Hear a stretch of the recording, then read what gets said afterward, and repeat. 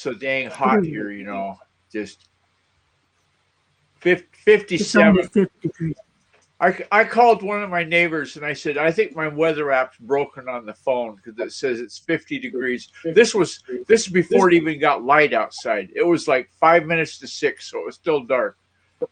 Hmm. And I said, this can't be right. This is broken. And she said, no, have you seen how windy it is? And you go outside and it's like 20 plus degrees, steady, not pulsing Mm. like gusts of. Yeah. It's blowing. Windy city today.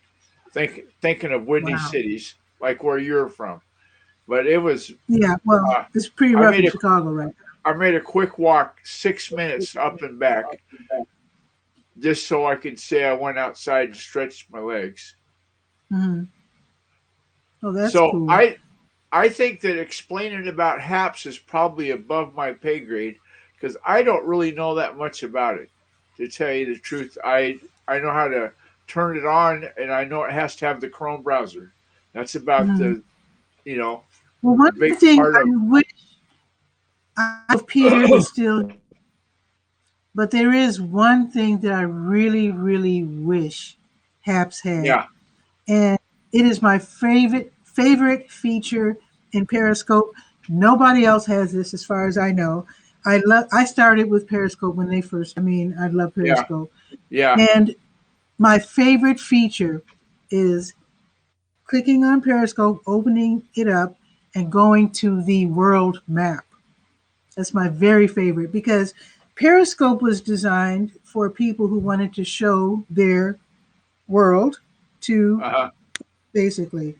So people were showing kangaroos in the front yard in Australia, Uh-huh. tours, walking of Tehran, um, Russia, Brazil, whatever.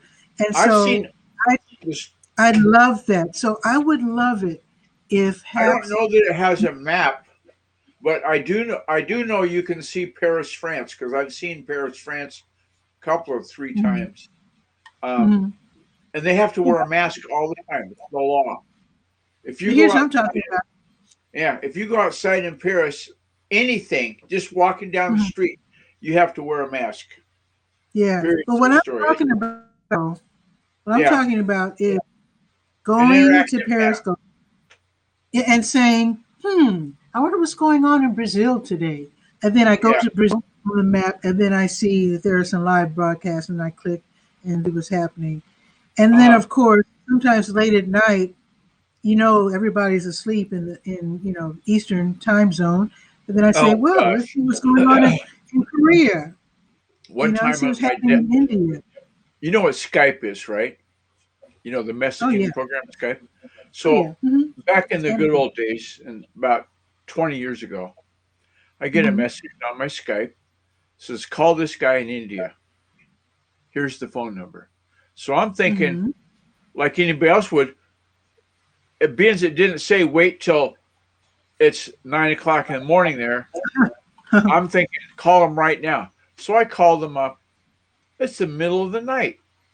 Oh It's, no. could you call back in the morning? I'm like sound asleep. I can't really do it.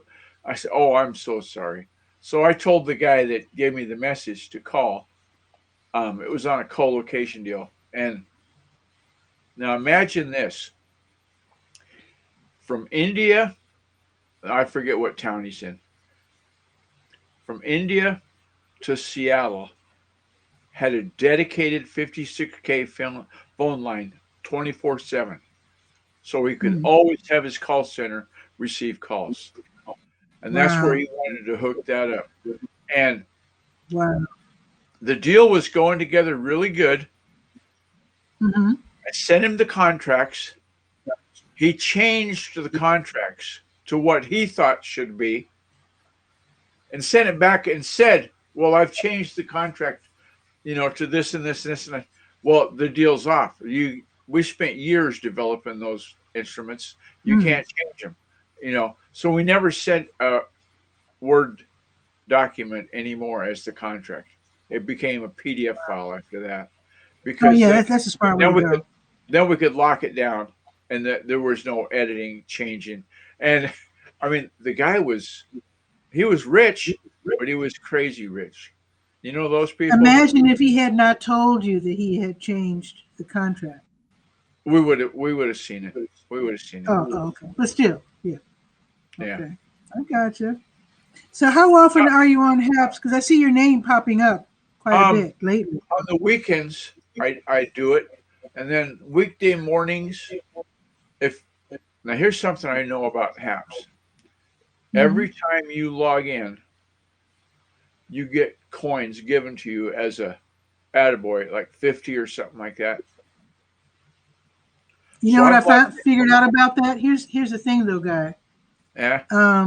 I have occasionally I'll check HAPS, with my smartphone, and I notice you only get the coins. At least, well, I'll say only get the coins when I'm on my desktop, because I can, right before getting out of bed, I might check my social media and I'll check HAPS with my smartphone, and that's fine. Nothing happens. And then I actually go to my kitchen computer and check HAPS again. It might be 10 minutes later, and then I get the coins. I've never gotten coins on my smartphone. It seems to only work with desktop. Now, so is your phone using a Chrome browser? What did you say? Are you using a Chrome browser on your phone? Because I think I get them on my phone. I just have the app. I get them on my Chromebook. Yeah. I just click the app. Maybe that's why, because you're on the app and not on a browser. Maybe that's it. Mm-hmm. It has to be HTTP. Well, the app should be HTTP. Huh. Yeah, I don't know. You have to ask one of the guys, the developers, if they can, hook that up, because beyond me. It's not bad for me because I do have a desktop, and then I'm realizing people who are using their tablets and smartphones, they might be missing out. Yeah. Now, how do you get away with no headphones now? I am using my Bluetooth speaker. I have a JBL boombox a few feet away from me. So it's not picking up into the mic? I have it just low enough that I can hear it. And I have my microphone angled at such a way that it's not the sound is not leaking into the mic. It's like the pharmacy guy, when I caught him the other day, the pharmacy guy was echoing, and that's because your boombox was too loud. Must have been. Actually, I'll tell you why that was. I was watching a HAPS show, and someone mentioned disengaging the echo. And I said, oh, well, let me try that. And so, I'm sorry, not HAPS, I'm sorry, Street. And I said, oh, well, let me try that. So that was the first time that I had ever not engaged the echo protection. And that happened to be the same time that I'm glad you were there, and I thank you for letting me know that there was an echo. Because as soon as I took the controls and enabled it, the echo went away. So, because normally I would do a link to the StreamYard link and open it up in Chrome. And I said, oh, I don't want to open it. I'll just listen. And so that's why I was even in Facebook, and you could see my comments in Facebook. And I really appreciate that. Yeah. Yeah, that was just because I was lazy. That's all the reason. I can't think of any other identification for that other than just didn't feel like going through all the changes in the desktop and so forth. Yeah. But I was in the Chromebook, and I was trying my hand at you know what a sitemap is, right? Yeah, sure. The XML sitemap, it's like the menu with the restaurant. It's what's in the content. Well, the one I got for Route 6 Tour, it's got over 3,000 URLs because I've been doing it for decades. And I ran a sitemap audit, and it said, oh, you've got a 404 error. I said, what? That's like ringing the bell for me. And so I went and looked, and sure enough, I had listed in the sitemap the www.route6tour.com. And so when the audit tool went in, it looked at the sitemap file, said, Bazinga, that one's there. Oh, that's a 404 because it's a redirect now. I'm doing a permanent move to just route6tour.com. The day of Mhm. saying www, Dave Letterman convinced me that's not a good thing. So I redid the sitemap, re-edited it, Mhm. and then after I re-edited it and did a find and replace for every instance of www dot, took it out, Mhm. resaved the sitemap, re-uploaded it back to the server, and then said, okay, now the only way I'm going to know if this is working is to run an audit. I submitted it into Google Search Console, and it Mhm. said, you've got an error in the way that the site's declaration files recognize that. It still works. So I didn't worry about that, but I did an audit to see if I'm going to get a 404. I'm more concerned with 404s than with some hoo-ha that Google comes up with. And that's I've still, seen problems where I've seen where people have not updated their websites. They still have HTTP instead of HTTPS. I've seen problems with that. well, yeah, that's two different protocols, right? Oh, yeah, I have seen problems. Actually, it's the same protocol, a different variation. Like we have a variation of COVID, that's a variation of HTTP. Okay, I got you. Yeah, and there's times when you got to worry about that. Like if you're getting audited by a search engine, and so you say, "Oh, I want to know where Durham Skywriter is," and say you're still on Mhm. HTTP. The first thing it says in the search engine results, it types it in off the server. This is not a secure site. Well, to somebody that doesn't know better, they're going to go, "Oh my God, it's not secure." Well, you're not giving us your credit card information, so what? I mean, you're just going to get Yeah, but they texted. make it look awfully scary, though. Yeah, they make it look like, "Oh my God, are you really going to go there?" That's Yeah, I like, mean, I back off. speaking of, oh my God, you know how I've been scanning pictures that my mom saved and putting them into the cloud. Mhm. Yesterday, when I started uploading to the cloud, the Chrome browser I was using said, "Are you sure you want to upload to this site?" I said, "It's Google Drive. It better be okay." And so I went I ahead would and hope did it. so. The IP address was right. Everything, I double checked to make sure I wasn't going into some uh, bad site that was a Mhm. clone trying to look like it. I didn't see how I could because I was authenticated in as my Google profile. But it was curious that they did ask that because it would be I like, I put I upload all of my pictures. I have a Flickr account, and so yeah, I actually have different, I guess you would say, categories or folders or folders. whatever of Yeah, photos. Like I have like Chicago, Durham, Washington yeah. D.C., out of They're all town. assets, and if you can find them quicker by organizing a bit, yeah. I've went into sites like when I first took over Route 6, they didn't have it separated out by states. There's 14 states, Mm-hmm. and so they would just put Mm-hmm. in like something that was supposed to be in Denver, Colorado. They wouldn't put it in the Colorado stack. They would just put it in the images. And then you have to go and look for the Right. Denver City Hall. Well, that could take you 10 minutes to find the dang picture. And Yeah, that's so not then, good. They need to be yeah, categorized. then Yeah. we, yeah, I recreated image directories for like if it Mm-hmm. was supposed to be in Rhode Island, then I'd put any time I found an image for Rhode Island, I'd stick them in there. And then as new ones came down the pipe, like if they said, "Well, put this into the Nebraska page," I would automatically put the image in Nebraska and then link it from that. Okay. Or if it was something that was going to be evergreen and go on all the pages, all states, I've got a folder for homepage, and I just stick it in there, and then I know that that's where I'll find it. Like Okay. if So something are you like a Merry what Christmas or something like that. Yeah, go ahead. what are you? Their web developer? What do you call for that for Route Six? Well, the technical term, like if I was at a formal meeting, we had a tie on and our suit was well pressed, I'd be a web developer. Okay. If it was in the kitchen at Russ's house, I'm the web guy. Okay. So No do you pun, have any no pun intended. input? Huh? Do you have any input in promoting? Hey, Eileen. Eileen's here. Do I have it? Let me know if you want to. Oh, do you have any input? Oh, thank you, Eileen. Super Heart Org. Anything that's online, I'm the guy. Anything they do online, So, but whether do it's you have any input on?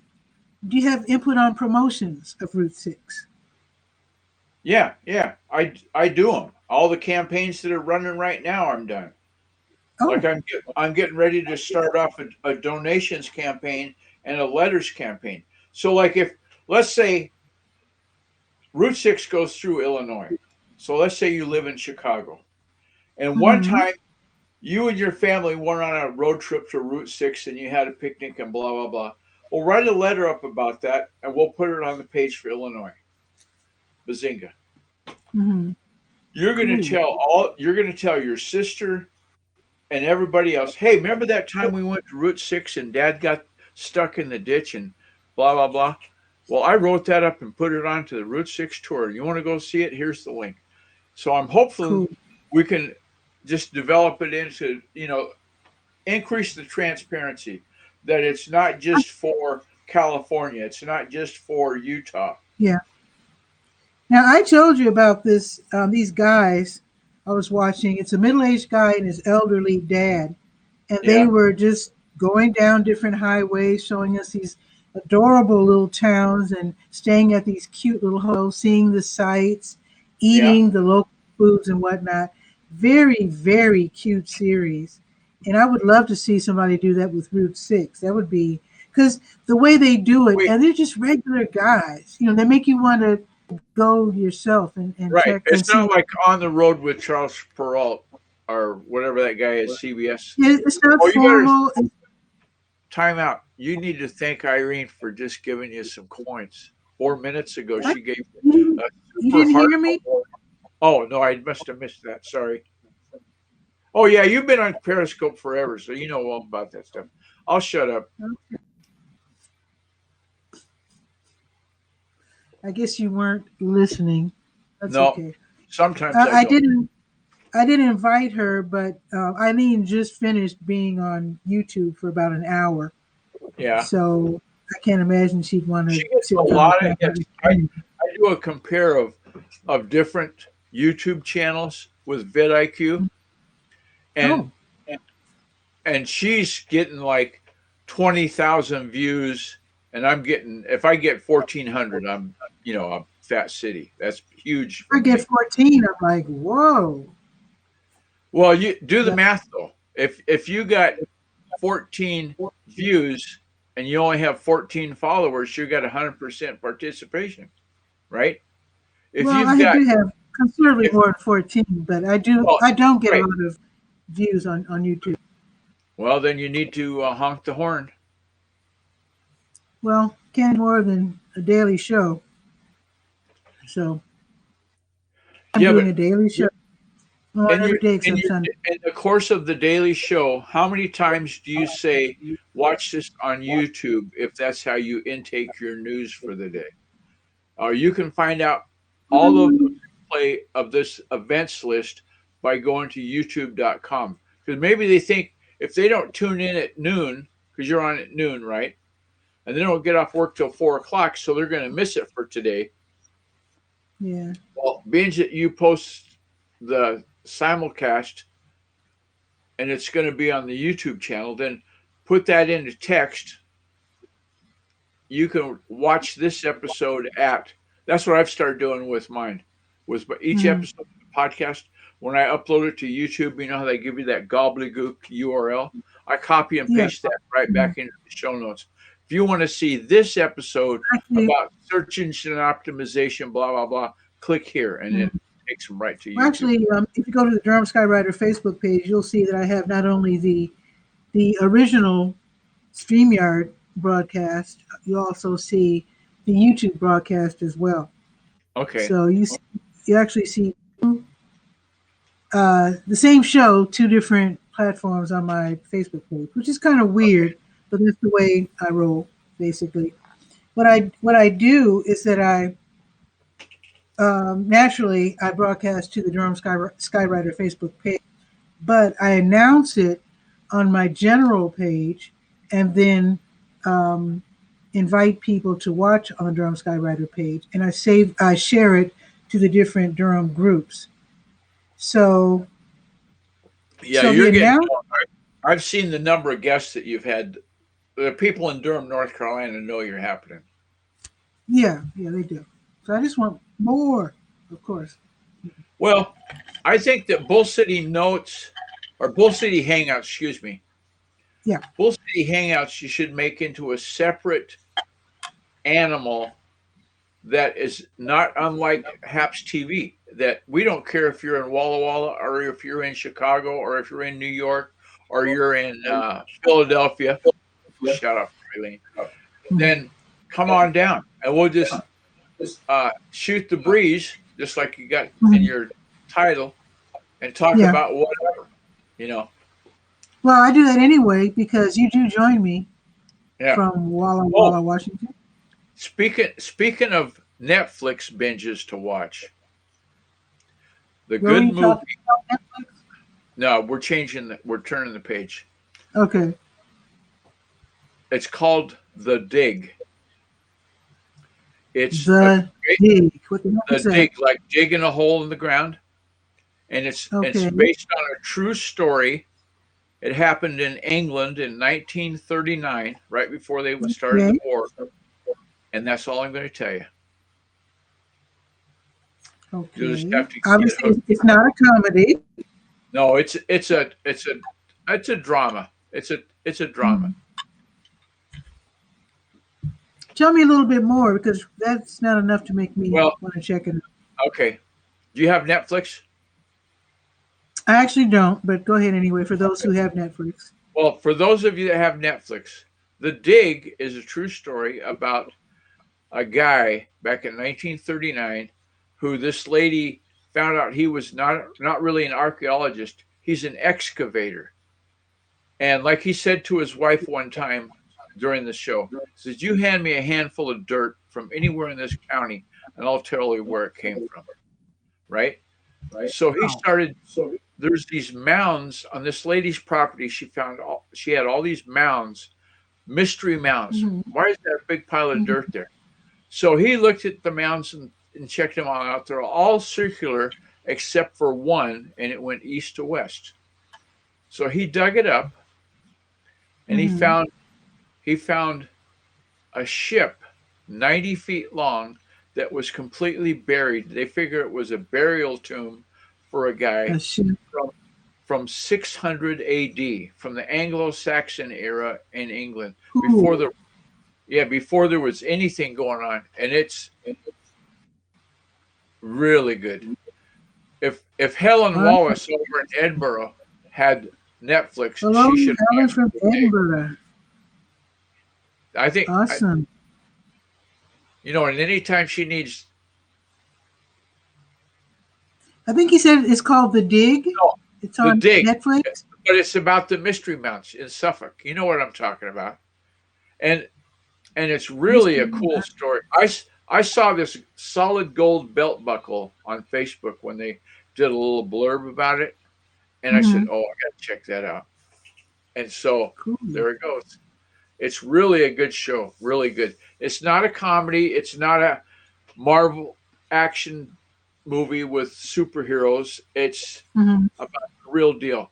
The thing that impressed me about the Pat happened in 1939, right? Yeah.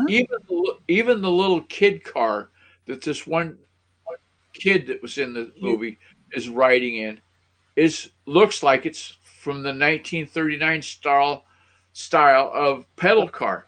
The tractor that was Mhm. pulling the shed out to the field so they could be out of the rain, and store their tools and whatnot. It looked like it's a tractor from 1939. I mean, it's got the big metal. Did the research. Oh I yeah, always appreciate yeah. some kind of attention to detail. If they give out an award for who paid the most attention to detail on gadgets, gizmos, and props in the movie, that Mhm. person, I'm sure there's a prop master or something in the cast, in the credits when they go by the end. They should have won. Thank you, Helen. Thank you. I wonder if Helen knows Fraser, because Fraser's in Edinburgh Well, too. sure. Fraser's lived there all his life, and he's been honking I his horn mean, forever. I wonder if you've seen each other's broadcasts. I Oh, would assume so now. I would think Thank that you very that much, was. Helen. Lois. I'm sorry, what did you say, Guy? I think if she saw the Fraser broadcast come up and it said it was in Edinburgh, she's going to go, "Oh, Mm, there's somebody in the hood." You know, maybe they mhm. don't say that in Edinburgh, but anyway, I think she would Probably not. probably. I had And somebody.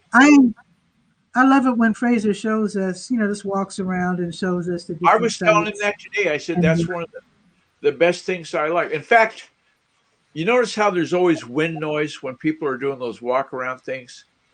mhm. Most of them are in the background. We just need a Well, windscreen. So, yeah, I did some research on that. No, it's not called a windscreen. The thing, and I learned this from being on radio the other day when I was getting my vaccination. The lady from NPR came to introduce me, and she had this big, huge stick with like the size of a loaf of bread on the end of it. like a dead cat. Yeah. Yeah, Hmm. and it was So a a dead blimp. cat is a windscreen. Yeah. Yeah, and that blimp held the shotgun mic that she did the recording with, Mhm. and there's no wind noise. And you can Yeah. get I use there's them all there's the a time. there's a You need furry those. attachment you can put on the outside of those, and they Hmm. used to call it a dead cat, and they would this big bag of fur. Well, now they Hmm. call it a dead wombat because it's so much bigger. Okay. I thought that Okay. was But kind of they are windscreens, and Helen does know of Fraser, ah and I'll bet she says his name right. It seems that most of us say Fraser when yeah. it really is Fraser. Have you noticed that, Guy? That I never most of have us, thought about that. yeah, it's really Fraser, but for some reason, Oh, I hear everybody like it's not saying spelled with a Fraser. Z, like a Z instead of an S, which makes us say Mhm. Fraser. It's Fraser with a Z. Fraser, Okay. yeah. So yeah, Yeah, I made Fraser. actually, but that's what I'm saying about Haps. Haps seems to be the hopefully uh, a wonderful replacement for Periscope, and I do hope that people continue to do their tours because I love that so much. Just seeing other cities and seeing there's this one lady Thanks she for that, likes Helen. to show us the beach in Australia, and Helena says yes, it's Fraser, not Fraser, Yeah. definitely. But there's this one lady she shows us the beaches of Australia, and I have seen there was someone showing his front yard in Australia saying how the problem that many of us have in the States with deer on our property, they have the same Right. problem with kangaroos on their Oh, properties. And that was really funny and very strange to see like 12 of those things yeah. walking around Not good. his front yard. Well, I was telling uh, Fraser that he should, Fraser. yeah, that I thought he was asking today about, his shows and walking around a bit. I said, Mhm. one that you need to maybe explore being just so damn good at it is to have cleaning tips. Not necessarily, oh, like an infomercial, get this brand of cleaner because it does blah, blah, Mhm. blah. But just when I need to scrub down the top of the stove, the first thing I do, and just walk them through it step by step. But he said the problem with that is that you run into the issue of people not wanting to show off their house. You can't just go into Pat Murray's kitchen and say, "Oh, look at this stovetop. I'm going to clean it up." And you might Mhm. say, "I don't want people seeing my stove." Right? That's what Yeah. he said. That maybe that's the European mindset. I don't know. I know that when when I worked for Volt Consulting and we took international calls, that the rules changed dramatically when dramatically. I have to remember that word. The Okay. rules changed Have a new word. dramatically when the European people came in and called. You had to treat them a whole different way than you did Joe Smith from Denver. It was Mhm. totally different. And I'm taking notes here because Helen is saying that she's asking if I'm talking about Mel, and I very well could be. I didn't Uh, quite mean. And then she says, check out Mr. Unplugged, who has wild rainbow parrots visit his kitchen. I have oh, never seen that, which is why I am writing his name down my because, nephew David, well, talking about birds, my nephew David is trying to train his dog to shoo the kitchens off the back porch. They have a really nice covered patio on the back of their house, and that's mhm. where the chickens are going to relieve themselves. So he's got all these Oh, little plop plop things, and not Alka mhm. Seltzer that the chickens leave, so he can get the dog to chase the chickens off before they can make a mess. So much I to don't win. know. Chickens are very aggressive. I don't know if the Well, dog is up to the task. I don't think So the I dog don't, cares. The way I don't know. David told me that the dog doesn't really give a darn. Okay, because they chickens can be quite aggressive. I remember when I was in Oh, Alabama, you walk up now to somebody's house, you might be chased up the steps by them nipping at your ankles and chasing you oh yeah, around. you know Yeah. what's aggressive is a hen turkey with babies. Those, my wife Any animal babies. years ago, I used to deliver for Avon Cosmetics, and I would take the Mm, boxes of cosmetics to the people's house, all the different Avon ladies. And this one lady had a turkey in her. She was real rural, had turkey, and it turkey. had babies. And that turkey Okay. came. My son Brad came home from delivery. Says, "Mom, this turkey chased me right in the van. It was really awesome." On and on about it. So Darlene was such a doubting Thomas. She says, "Well, I think I better see this." So she gets in the van and goes with us the next time Hmm. because because because our oldest son was her baby, and no turkey's going to mess with her kid. She's going to go and defend his honor. The turkey Okay. saw Darlene and chased her right back into the van too, and it was kind of like a, "Whoo! I'm glad you didn't get me." It was so funny. What would a turkey do? I wonder. Just peck you, Well, just stick it. well, that could probably hurt. Now, I was walking in Washington Park with a friend in Chicago, and we were just carrying on the most casual of conversations. We were just walking around, Yeah. not noticing that we were walking towards some baby geese. We didn't see them. We were just walking and talking. But suddenly we realized we were being surrounded by, it's Yeah. like a street game, but Yeah. except they were Yeah. You're in geese. And our so hood we were, now. Yeah. yeah, so we were surrounded. And I was like, whoa, this is starting to look kind of threatening. And then we And realized, you weren't wearing the right colors, right? So you could blend oh, I into the don't know. game. I don't know. Yeah. But when I realized that we were near some babies, we backed off and went the Oh, other way. They were and the, surrounding us. They were very threatening, but when we turned tail and went the other direction, they were like, okay, cool. But I right was over going to there, notice. right over there. Helen has commented too about swans being Oh, aggressive. oh, yeah, the That's swans are true. aggressive. I Those think whistling swans are bad news. I think any animal with babies, if you threaten their babies Yeah. or get near their Yeah. babies, you're in trouble, regardless. Yeah. So yeah, I actually heard that I can't remember what country they were in, but someone um was approached by a little chimpanzee, Yeah. and then the mother or father or the parent um came close, very close, was very upset. And they knew by watching the chimpanzees that the way to say I'm sorry is to stroke the little one's head. So they stroked the little chimpanzee's head and walked Wow. away to tell the parent, Now, no, we're cool. And so the not parent calmed down immediately. they're not chimpanzees. They're the monkeys that run around wild in the streets of Thailand. that are fed by the tourists. Well, Wow. there's no tourists now because of COVID, so the monkeys are getting really, really aggressive. They're quite the thieves, though. I see many YouTube videos where they steal purse, food, hats off of Oh yeah, heads. I mean, I don't know what's going on with those guys. I've had seagulls steal my crab bait from 10 feet away. They'll just swoop down and grab it. Wow. I guess obviously you need to put a lid on that thing, huh? Yep, yep.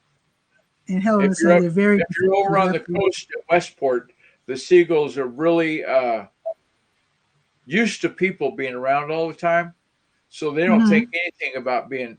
They can tell, I guess, how fast humans can move, and if they're 10 feet away, yeah, I can grab that piece of chicken, and fly off long before the human is ever going to mess with me. Well, I was eating some chips at a bus stop, or I should say crisps for Helen. And right. I was in Hyde Park. Hyde Park is near the lake, so they're like seagull type birds. So I'm waiting for the bus. I'm a teenager, and I'm eating these crisps, and this seagull is hovering in the air next to me, like trying to get into position to steal one of my chips. That scared me to death. It scared me to death. Seattle is right on the coast. It's on Puget Sound, on the edge of the saltwater. And there's a restaurant, famous restaurant there called Ivar's, Ivar. So if you go to Seattle, you have to check that out. And one of the things that you do is you throw French fries for the seagulls. They'll never hit the ground or the water. You throw them in the air? Do they? They grab them right out of the air. So yeah, the bluebirds do that in Chicago. Yeah, so my nephew Kevin's there, and I gave him like half of a little cardboard container of French fries. You know, I could get at McDonald's or whatever. They do the same thing at Ivar's. So he walked over and was holding the thing out in front of him, like, half an arm's length in front of him. A dang seagull flew down and knocked the whole kabang out of his hand. Oh, said, no. "No, you don't do that with us. We're street smart seagulls. We're not like them sissy lala seagulls out in the ocean." Wow. So we turned that into a Thanksgiving story that we tell every year. And, hey, remember that time when Kevin was feeding it? Yeah, we all do that now. That is amazing. And if anybody wants to join us, indicate so in the comments. Be happy to bring you on. I didn't indicate nothing. I just clicked on the little down at the bottom. It said join the broadcast, and poof, there I was. Well, I mean, I would like for them to let me know because they might not want to join. So, Scottish seagulls are huge. Really? I can't believe how small the sea. I think the seagulls in Australia are about the same size as the ones I've seen. Maybe the Scottish seagulls are a different species, subphylum. They're not albatross, are they? Because the albatross are huge. Like they have. What are the birds? What are the birds that swoop down and they grab fish? They have these big chins, and they grab the fish out of the water. Pelican. I love those. I've never seen them in person, of course. Yeah, they look pretty cool. They have them even over here on the river, on the Columbia River. They'll be not like they do on the coast, but small, and they're all white. Just really pretty looking when they're flying around. They always fly in a group, a flock. The geese will fly in a V, but pelicans, not so much. The pelicans just fly at the same time, but whether it's a V or not, I don't think I've ever seen pelicans in a V. Well, I wonder if the pelicans, they're not digesting the fish, right? I mean, they're just catching them, then they deposit them somewhere and then eat them neatly, or do you think they swallow them whole, or what? I know what they do. I'm not trying to gross you out, but if they have young ones, they store them in that pouch. They swallow them, partially digest them, and then erp them back for the babies to eat the partially digested meat. Creative. Well, when they're nesting, when they got young ones to feed. Okay. I can't criticize that. Yeah, don't think of it as a sack lunch. Just think of it as like how they're going to store it until they get to point B, moving the fish from point A to point B. Yeah. Yeah, Well, I mean, as long as the little ones are getting fed, that's fine with me. Because I know in the olden days, now I don't know about, well, before baby food was invented, I heard that parents, moms, would pre-chew food for their babies. Now, I don't know if anybody here is old enough to even remember that, but that's what I remember being told. Baby food in the QRs, I guess, didn't always exist. And to make the food palatable for the little ones, it would be pre-chewed.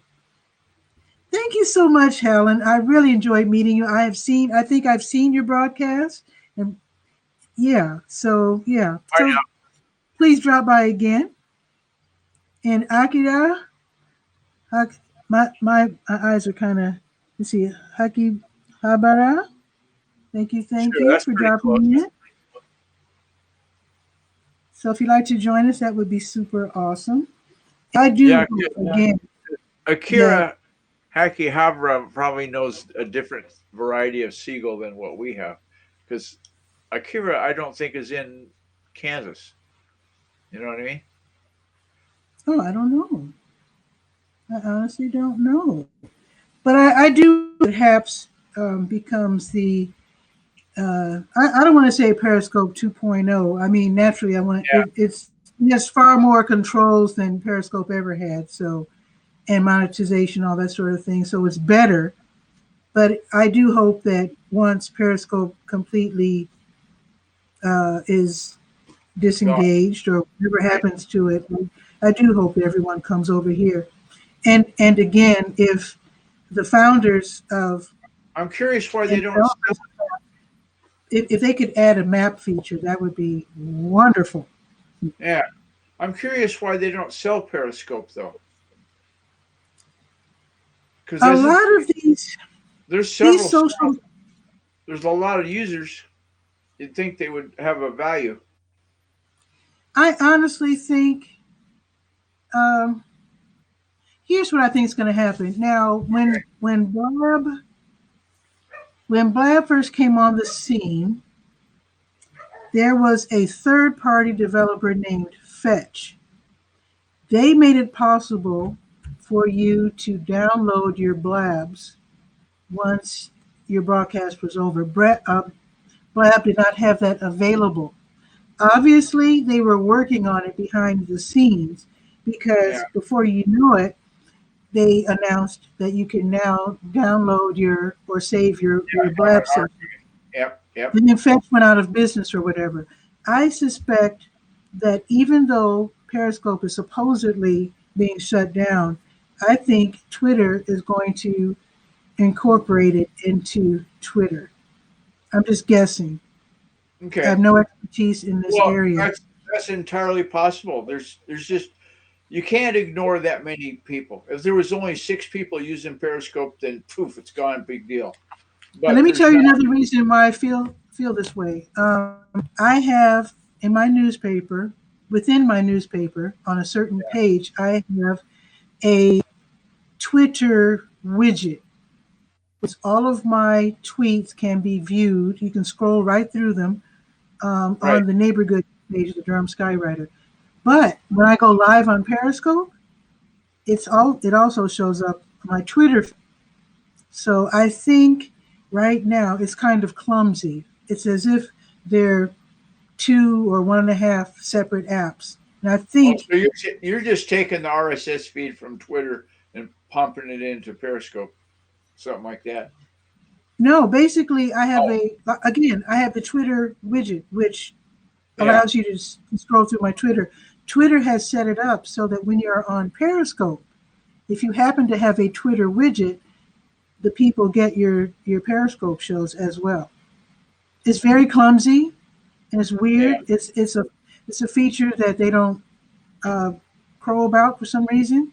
Yeah. But I have a feeling they want to be less clumsy, and I think they're going to, hopefully, they're going to fold Periscope into the Twitter app Yeah. because it's powerful. Periscope is quite. If something happens in the world, like when that building. Remember that low income building in London? I don't know if it was London, but in England. Remember that fire, and the whole building went up. It Didn't was hear about it. crazy. So, I went instead of waiting for CNN and BBC and all that stuff. I went to yeah. Periscope, Oh, and I could see firsthand what was going on with that building. if I want to know like an instant perception, I would get hooked up with Twitter. I think like if I try to go to Haps and it's not working, I would go to Twitter and say, just do a search for Haps TV. What's the problem? And likely Mm. is not the outage report. Somebody someplace would say, "Oh, well, we've got a problem with the Amazon servers again. We're working on it. We'll let you know as soon as it's fixed." Blah blah blah. Well, the cool That's thing again that's with what happened. Periscope, if you know something's happening in London, you can that map I told you that I love so much, Yeah, and then click on London, and you'll see a bunch of people are broadcasting about this event. yeah. Habs has got to take that on because it is so useful. Well, I think the last time I read the license and use agreement and all that stuff, perhaps the concept was they wanted to have it be a journalistic endeavor. That In the is to say, beginning, yeah. Hey, Don's here from Copenhagen. hi Don, you get news to report. This is where it rolls. Like if you want to do the stock market for Copenhagen, then bring in that information. The couple of times that I tried to wrap my head around doing something on Haps when I thought I needed to, I was doing what happened on this date event kind of a deal. Like who was having a birthday today, or if it's like I got a ping on my phone from the Human Bean Coffee chain that said today's Mm, National Hot Chocolate Day. Come on down. okay. And I'm going, yeah, well, that just stirred the pot. I had immediately flashback when my mother, who's just passed away last September, would go to a coffee stand. She always got hot chocolate. And I think it was Mhm. because she didn't come out and say it, I don't have the capacity for the caffeine. I don't care for the taste of coffee. But she would always just get hot chocolate. That's how Mhm. she. That's nice. That's very. I did invite Don, and if he could join us, that would be awesome. If not, I understand. Let's see. In his part of the world, it is. Oh my goodness! It's Late. almost midnight. It's almost where Don is, if I'm not mistaken. And actually, for you, it's only what 3 in the afternoon, Yeah, it's two coming in up the on. afternoon. Yeah, That's hilarious. It's almost 5 o'clock p.m. here. And I think yeah. in Colder. Copenhagen it's going on midnight. I think. Yeah, but Well, he worked. maybe 11. Trey's probably got him working the night shift anyway. Hmm. So, do you do your own broadcasts? Because I usually see you on other people's shows On the No, I don't on have Half. my own. I don't have my own thing going on Haps. I tried it a couple of Oh, times. I simply put I don't have time. hmm, hmm. Okay, well, I understand. But it is nice when you do drop in. I think Fraser does the same. He likes to drop in on other people's shows as Oh yeah, I well. Fraser. I get it. It's really weird. I don't know how I got this. It's something to do with the settings, but I get an email when Fraser's joined Pat Murray and Haps. Boof! It'll pop right up in email. But if Don Brandt, Nice. who I also subscribe to Don, when he joins somebody's Haps, I don't find out about it until I go to Haps. If I just relied on Hmm. email, know where Maybe it's Fraser. because he's on a show that you're not subscribed to. That could be Yeah, it. something. something. It's a setting. Okay. And actually, I really do like. I'm used to the dashboard now. I'm sort of looking around it. There's a lot going on, but I do like how this is set up. There's a couple things I don't quite understand. Sample image upload. Oh, I guess I could upload what banners and whatnot, I suppose. Oh, on that other side, see where you got connected, and then on the far right it says uploaded. Yeah, it says So, intro. so Oh, if you, countdown. Oh, so if you okay. downloaded a countdown, you could put it in there, and then just like you click on people's faces to put them in here, you would click on that countdown to put in here. Okay. And then there's a sample image upload, and Yeah. So if you've that got a would. picture, you've got a picture of the squirrels in the park when you went downtown, and you saw 8 squirrels at once in the same group. You said, "Wow, they're having a gang form." So you could warn everybody in Durham, look out for the squirrels. They're getting organized. Interesting. Oh, there's Don. Okay, now Just click I on his see. face. Okay, wait. Yeah. Uh-oh. What's There in he there? is. Hi, everybody. Hey, Wow, look at this setup. That's really cool. Yeah. But the Hi, words are boys. so small. I can't. Haps Challenge. There you go. Oh, there Is you that are. better? Yeah. What's new?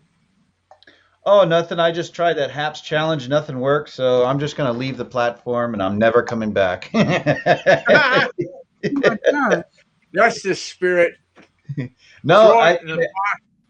If I it had- doesn't float, yeah, sink it. No, I had a lot of people say that they were going to come by on the challenge and then they didn't show up. So I figured, screw them. I'm not going to trust people anymore. And I'm going to go live in a crab hole somewhere. you better Oh, talk to your dog. Remember? Come here, Trey. I think the dog is pretty used to doing what he's doing, and the crab hole doesn't sound like what he'd be accommodated with. Yeah, he wouldn't appreciate that. Hi, puppy. So is he an actual Yeah, Danish dog? he's a character. He was born in Denmark. Okay.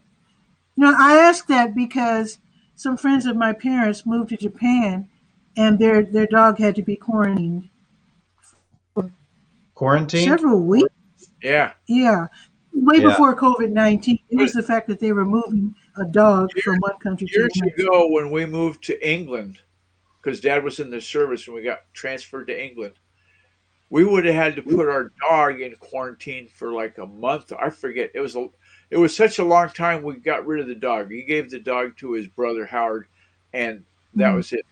The dog stayed in America over that quarantine thing. But then coming Wow. back, we had a shaggy dog, a Welsh Border Collie, Rusty, and she didn't have to quarantine at all when she came back to the States. At least not that I remember. Well, we have no standards. Oh, yeah, yeah. And that was in the Oh, but- 60s.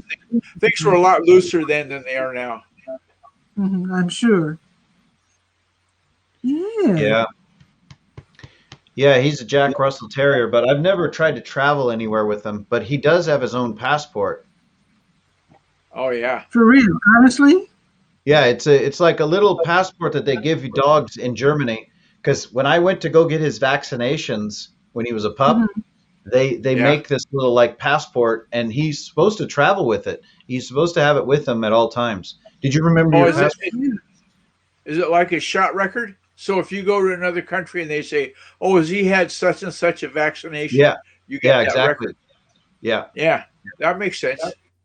yeah. Actually, And they that's want to do intelligent. that with the COVID vaccine too. They want to do that for humans. They want to be able to, in Denmark, they want to be able to make a specific, because I have a book that tells when my last malaria shot was, because when I was traveling down to Curacao, it was a requirement that I get a malaria shot. That makes Oh. sense. That makes Yeah. sense. So you're So that having would that be nice. record. Yeah, it would be nice they to have are- it connected directly into my passport, so then people can see it in the future. Well, the airlines are saying that they don't want you to travel unless you have been vaccinated and can prove that you've been vaccinated within a certain amount of time. And now, So and you now might you as well have, have a cute little passport. doesn't matter who you fly with, you have to wear a mask. Period. Oh yeah, Yeah, that's a I would federal want thing. to anyway. Yeah. There's a lot of dirty people that fly. It's like a big it's like a big bus It, with it only wings. takes one. Yeah. It just takes one person that's infected, and you got it. And the other thing that now, correct me if I'm wrong. Let's say you've been vaccinated.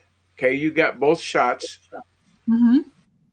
You can still be a carrier. You can still touch a Sure you dirty can. doorknob and carry that virus wherever. You won't get Absolutely, affected. you can. Sure. It won't make you sick, but it might Yeah, you make just won't get somebody sick, else. but you can make everybody else sick. Yeah. Absolutely. You still gotta be That's careful. what Still I'm gotta wear doing. your Even mask. after I get both shots, I still have to wear a mask when I go to the store or go to the Absolutely. restaurant or whatever. I'll be getting my first shot on March 2nd at 9:45 a.m. Yeah, That's, So I have my that's because she's just a kid, Don. There's one of the Hexicans. No, I made this HAPS challenge banner and front. Yeah. nice. What do you call it? Because what I was trying to show people how to do is what you can do with OBS is really kind of like there's a lot of things you can do if you use your imagination. So what I did is I made an overlay. Now it's gone. I was trying to blow it up to make it. I was trying No, to if you- figure Yeah, out. why are you in portrait mode instead of landscape mode? I don't She's understand. a rookie. Oh, She's a okay. rookie, Don. Well, I could have clicked. I was watching the instructional, and I didn't see actually where I could have chosen the layout. But Oh, it's yeah, okay. yeah. When you first start, it asks you if you want to do a portrait or if you want to do a landscape. And see those little palettes down at the bottom, the layouts? They'll change the shape from portrait to Yeah, that's what I was landscape. clicking on, but it But- wasn't working the way I Yeah, but- wanted it to work. I think, Guy, what you forgot to tell her is when you're starting, you have to go over to that menu that's on the left side of your dashboard, and there's a thing there that says settings. If you click on that, then That's right. it'll go from You're right. portrait. You have to physically click on that little landscape Yeah. menu. I didn't click because I noticed that fit in. Let's see, what is it? Fit in. Yeah, you don't have to worry about that because it'll automatically fit to your screen. Yeah. So this will do. Yeah. This will do. Yeah, I get some Hexicans following me around since I started talking about Hex. Then there's a lot of people in that Hex community that keep following me, and they're I like assume talking. it's digital money, some Bitcoin kind of stuff. Yeah, So it's exactly what it is. Yeah. Okay. did the car thing die? Crush or convert? You were doing a thing with automobiles, converting them over. Crush or convert? Yeah. Well, I took my Patreon page down because there wasn't very much interest in it. But I think that once I start that business here in Denmark, I'm going to start that business still. I haven't forgotten about it. Okay. And Okay. I haven't really put it on a back burner or anything. It's just that I need cash to start the business and get it rolling. But I've got some really good ideas for making some videos. What are you gonna do, Don? I want to start a business that is taking gross polluters off the road as soon as possible and crush them. And if it's a car that's in really good condition and it has like very little body rust or cancer, people call it cancer on the cars. If it has very little body cancer, I want to convert it to electric. There you go. Ooh. Yeah. I've been watching videos this week about inexpensive electric cars. You can get an electric car here in the States for like $4,000 now. Yeah. What? I'm watching these little these adorable, very cute electric cars. $4,000? Thank you, Fraser. Yeah. Yeah. I've heard of Teslas selling for 30,000, but I've not heard Oh of a shoot, 4,000. these cars are much cheaper. Um, I wish I could think of the names of them. Let me see if I can grab my iPad and check the There's history. the thing is, there's a lot of different cars, even here in Europe, that are small electric transportation cars. And I didn't know this before, but somebody had told me this, and this is after I sold my little Polo that I wanted to convert. He said that if I put a little placard on the back window, it's like a hatchback. Right. He says if I put a Right. little placard on there with the number 45 on it, a little triangle, then I could Mhm. legally drive it with no license plates on it, as long as the car is not capable of going faster than 45 kilometers per hour. And I said, that's Oh, pretty wow. cool. If I converted Yeah. it and I just wanted to use it as a grocery getter, then I could do that, and it Sure. would be completely legal. Oh, and that's all the faster you need to go to the grocery store anyway. Yeah, yeah. Unless you're gonna go 200 miles away or something. Then Go to the nobody. next jam. It's Yeah. this big Let's sale. Yeah. We're headed to Costco, and it's going to take overnight. I used to get frustrated with my parents because my dad would drive sometimes miles and miles down to Huntington Beach or something. We lived in Costa Yeah. Mesa. He'd drive all this distance just to go to some special store. And I go, why are we driving all the way down here to Costco when we can get the same stuff, Yeah. literally like Yeah. around the corner from our house? It never made sense. When we lived on the coast, we were in a conundrum because our distance to the Costco in Tacoma or the Costco in Silverdale were equal. So why would we go to one over the other? I don't know. But there's Yeah. times when we would go, the produce in Tacoma is so much better. And I'm going, it's off the same truck. The truck's going to stop in Tacoma and then it's going to run up the road and stop at Silverdale. It's going to be the same. It's going to be grown by the same guy in California. He's going to put 5 boxes of stuff in Tacoma and 5 in Silverdale. And you're making it sound like there's a whole different organization. Yep. Crazy. I isn't found it? it. Look for the Candy. That's Kandi.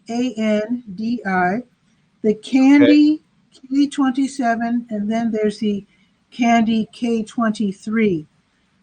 They're between 4,000 and 6,000. Apparently, there's some kind of discounts you get if you Yeah. purchase them. You can buy them Wow. for.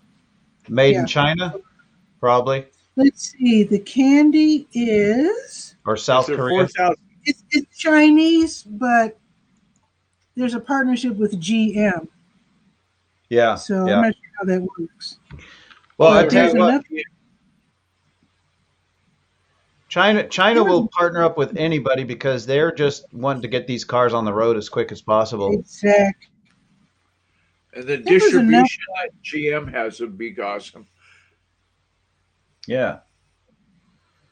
Well, here's the one by GM. They Hey, don't we should have- have the. Pat, you should have Fraser come in and explain to him how we know how to say his name now that Helen has trained us. Well, if he wants to, he can let us know in the notes. Okay. Come in, and I'll be happy to do that. Fraser Ramsey Absolutely. from Edinburgh. But I'll go ahead and invite him since I know him. Oh, Let's see. We all know Fraser. Fraser Ramsey yeah.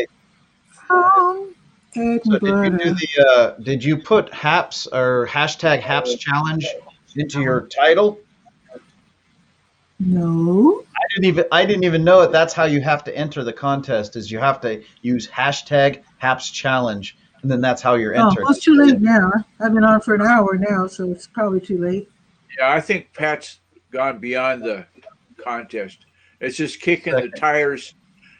I was sitting in there doing a website audit, which is still running on the Chromebook, and I saw this message and working focus. Pat says, I'm going to go play with that HAPS thing for a while. And I Yeah. said, well, I could go fire up the big computer and go check it out. So I just put the Chromebook down on the end table and away we went. But if I had the money to get one of those cute electric cars, I would jump at the chance. Yeah. Well, you got to buy Oh, yeah. some hex. I didn't hear you, Don. Buy some what? I said you got to go buy some hex, and then in a year you'll be able to buy whatever car you want. I just don't know about this digital stuff, Don. I don't know how You it know what? works. I don't care. You know what? I would say this, and this is what I said to somebody, and it sounded really kind of harsh and rude, but this woman Uh, said to me the other day, she goes, "Oh, I thought that was a multi-level marketing scheme." And I go, "Hi, even multi-level marketing schemes at some point in time, they earn money. But this is not. This is something that is, it's basically like this. If you were to take and, okay, have you ever bought something online? Anything? Of course, Oh, Okay. yeah. of course. It's the exact same thing. The only difference is, and this is the only difference is, you are cutting out the middleman for your transaction. So say, for example, I wanted to buy something from, say, Amazon. And I go into Yeah. Amazon and they say, "Hey, what's your debit card number?" Because I don't have any credit cards. "What's your debit card number?" I give them the information, and then I just I press the button and I do the transaction. The only difference between that and me using, say, I don't know, Litecoin or XRP or I don't know what other ones, Hex. Well, the most common one right now, well, it's common for a lot of things, is something called Ethereum. So if I wanted to use the Ethereum, I would first find a store that wanted to accept it or that could accept it, which a lot more and more stores are able to do that. I would basically be the bank, and I would just be sending them my currency directly from my account to them, and there would be no middleman. So cryptocurrency is no different than what So you use every day. okay, so when you have cryptocurrency, how do you know how much you have? They're like a cryptocurrency bank. I mean, No, no, no, no. You are the bank. You are your own bank. That's why most people, when they say, "Oh, you got to keep a hold of your keys," which is basically your account number. You have to make sure that you don't give that away and you don't send it to anybody and you don't let any of these exchanges use your account information because basically okay, when you're but using a is third party mhm. when you're using a third party like an exchange, you're basically turning over your control of your own cash to someone else, and that's really a bad idea. That's how most people, Is- when they complain about cryptocurrency and getting their money taken, it's usually because some kind of an exchange did something wrong. oh, sounds Yeah. kind of dangerous if you don't know what you're doing. Then Yeah, and that's why I suggest that people really learn, what the technology is offering and what's coming up in the near future is going to be something that it'll be ubiquitous. Everybody will have an app on their phone. Like I have something called MetaMask and it works beautifully. It works really, I really guess I'll nice. have to watch your shows because right now, the very little that I've heard about cryptocurrency, I'm sure I'm operating from bad memory and maybe just the fact that I don't understand. Misinformation. Yeah, it seems that you don't control the value of your cryptocurrency. I've heard that it goes up and down. I guess much like stock market, where you don't really control what you No, have. I can dispel that real big myth because what's happening right now is if you go back and you look at the history of Bitcoin, the big daddy of all cryptocurrencies is Bitcoin right now, right? So if Yeah. you look back over the past 10 years, Bitcoin has had a 200% increase every single year for the past 10 years. It has outperformed every other asset class. So there's Okay. nothing on the planet right now that is accelerating and that is growing in value as much as Bitcoin. So when people say stuff that's incorrect, you can just Yeah. ignore them and say, you don't know what you're talking about. You have to go and look at the numbers before you can really make a statement that Or powerful. just say, ask Don. No, I mean, I just found that particular statistic by listening to a guy named Michael Saylor. He's in the news right now because his company called MicroStrategy has just dumped millions and millions and millions of dollars into cryptocurrency, and he's like an MIT guy who's an MIT graduate, and he's a pretty sharp guy. But he's putting a lot of money into it, and that means that more institutions are going to get into it. You know, It's like universities. Institutional investors like big corporations and companies are going after Bitcoin right now. Okay. PayPal's already made it part of their platform as well. So, Well, I need to go. I have this project running on the back burner, and I need to go check on it. I'll see you later. Okay. Whoa. Okay. Thanks for stopping by, Guy. Appreciate it. Take care. So we Lindsay went from Badger talking was here. about geese and kangaroos to cryptocurrency. It's pretty wild. Lindsay Badger was here. I haven't seen her for a long time. Yeah. I mean, she's from back in the days. Yeah, she was over there on Blab. Oh, and Eileen Smith was in the. I saw her in the chat too, She's been here as well. from Philly. She's from your Mhm. neck of the woods, right? Well, Oh, I'm from she's from Chicago, Philadelphia. but same country. Same country. Same country. Yeah. But not the same part of the. Actually, Philadelphia is a fascinating city. I've never really been there, but from what I've been seeing, like in movies and also videos, it's really fascinating. It's such an ancient for USA, ancient city. Yeah, I mean it's like the heart of the founding fathers, right? Philly? Yeah, I mean the streets, the cobblestones, everything's so darn old. Yeah. and it's laughable. I know Europeans would probably just say, "Oh God," because they're only a Yeah, couple there's hundred years there's old. streets all But for over us- Denmark that are cobblestone. Yeah, Yeah. But there's some of them that are really ancient. Like if you go to Copenhagen or if you go to Gråsten and you can see the old castles, some of these castles are hundreds and hundreds of years old, hmm and they're still being I'd used. like to travel the world one day. I mean, I've been to a couple of countries, and the last place I went in terms of international travel was Ireland a couple of years ago. I truly am glad. I didn't get to go to the Cliffs of Moher, and I didn't. I was actually in Galway, so See, I think that's one of the things that people do when they travel is they have this picture of where they want to go and go sightseeing, and they want to hit all those spots. To me, Yeah. it's like it's okay for me to go someplace and not know any of the hot spots. You know, like, okay, I'm going to go here, here, and here. It's like for me, I just want to see what the culture's like, the people, you know, mhm. because I mean, buildings are buildings. They, you know, you can see. I'm not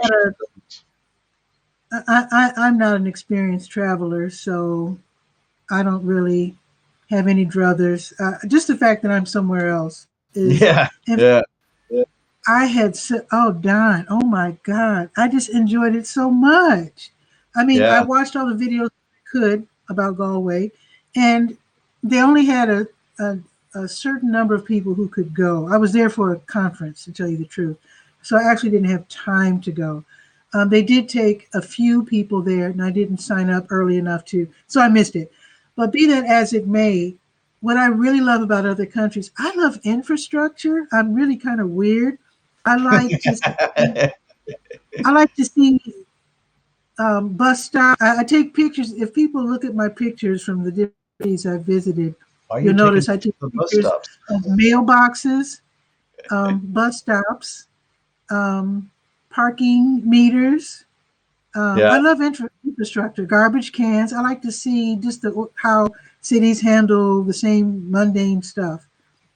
And Yeah. in fact, I was able to walk from my hotel, which was actually in an ancient house, which was wonderful, all the way through town to the university in Galway, which means going down all the streets and the little alleys and past. Isn't that Or- Galloway the place where isn't that where they get that name for Galloway golf clubs? I remember there was some golf clubs that I used to have. They were called Galloway. I don't know, but there's no Gall. GALWAY. Yeah, okay. Yeah, I think that was the name of a golf club company. Okay, and I loved it. I mean, I saw this ancient church, and the thrill of my life was taking a double decker bus. Oh my God, I loved it. So I don't have really highbrow tastes. I mean, I just when I see a phone booth or a mailbox or something, I whip out the camera, and I'm just so happy. And when I took the double decker bus through town to the hotel, I was just. Yeah, I was that's so cool, happy. huh? I went to what's that ordinary store that they have? We have Walgreens. They have I think it's called Tesco. Tesco, yeah, that's a British, I So, think that's a British chain. We don't have so I them in was Denmark. We have Aldi and we have Rima 1000, Rima 1000 and but Tesco, yeah, I'm pretty sure that's a British brand. oh yeah. So Yeah. anyway, I had a wonderful time, just wonderful.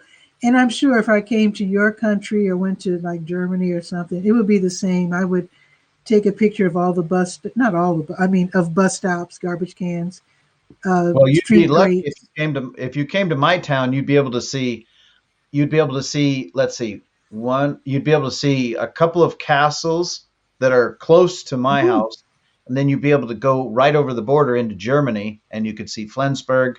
You could see, yeah, that's another castle that's over in Flensburg. It's called cool. Glucksburg Slot, which Oops. is Glucksburg Castle. Mhm. So there's But you that know what? castle, and yeah, You there's two. find out very you find out very quickly um, if you post your pictures like I do on Flickr that you're not the only geek in the world. One time I took a picture of some new stoplights that we had put up in Durham, and Mhm. someone was so excited by the. They were like, "Oh my God, that's a Universal 3000!" I was like, "Oh, You weirdo. okay, no, I but that's found great. I mean, well, everything out here has a fan club." yeah, even garbage. Like I found a was it a I think it was a Reddit site. Was it Reddit or yeah, I think it was Reddit. I found a site where they Mhm. pick up garbage because it was like one day I took a picture of an energy drink can and I posted it, and Mhm. this woman, she goes, "Oh, you should join our Reddit group." And I go, "What's your Reddit group?" She goes, "Oh, we all go out and pick up garbage in our neighborhoods, just random trash that's by the roadways and stuff." And I said, "Oh, that's Oh, pretty that's cool." cool though. Yeah. That's real And cool. then there's another guy that walks around with a video camera attached to his like little pickup tool where he just Mhm. whatever he picks up, you can see it on camera as he's picking it up on a video. That's cool. Yeah, it's funny. This is sad to say, but a friend of mine actually checks a couple of the local parks in the neighborhood that he lives, and he's very concerned about needles, drug use, Oh yeah, yeah. and he takes pictures of needles and sends them to the police and to the city council to alert Oh, them that they're, he doesn't want to touch them, of course. hi, So, Zakia. Zakia Ringold, hey, hey, hey, how are you? Happy to have Yeah, you I just had here. something weird happen yesterday. No, it was the day before yesterday. I was walking up from the German side, from the German direction, up towards my Mhm. house, and there was a guy that was going to make a left-hand turn, and I knew that he was going to make an illegal left-hand turn because there's signs all over. But where he lined up in the lane, I go, this Mhm. guy's going to make a left-hand turn.